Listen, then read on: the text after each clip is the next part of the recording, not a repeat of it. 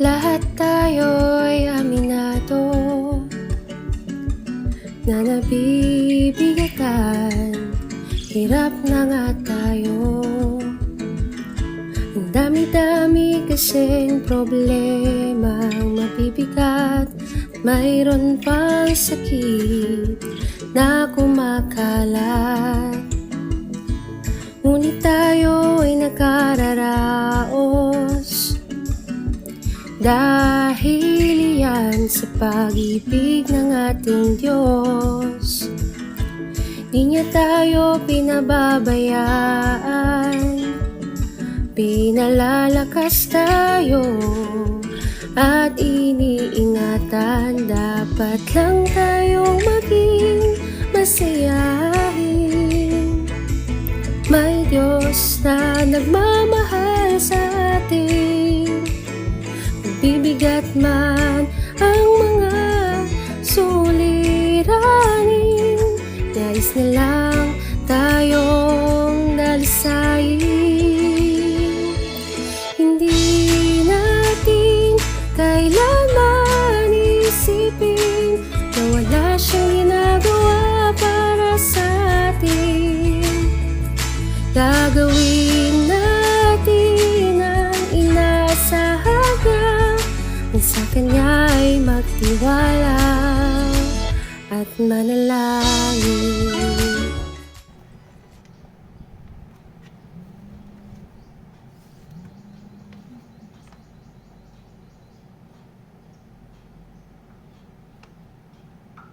Hello po? Hello anak, pasensya ka na. Baka hindi ka muna makapasok ngayong taon. Nagka-problema kasi kami ng tatay mo sa trabaho. Okay lang po, Nay. May sa susunod na taon pa naman po. Hindi natin siya sisisihin, ano man ang mangyari sa atin. Patuloy natin siyang sasambahin.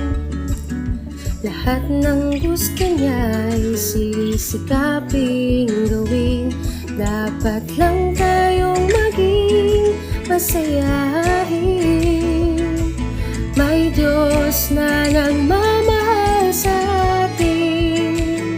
Magbibigat man ang mga suliranin, nais na lang tayong dalisayin. Hindi natin kailanman isipin na wala siyang ginagawa para sa atin.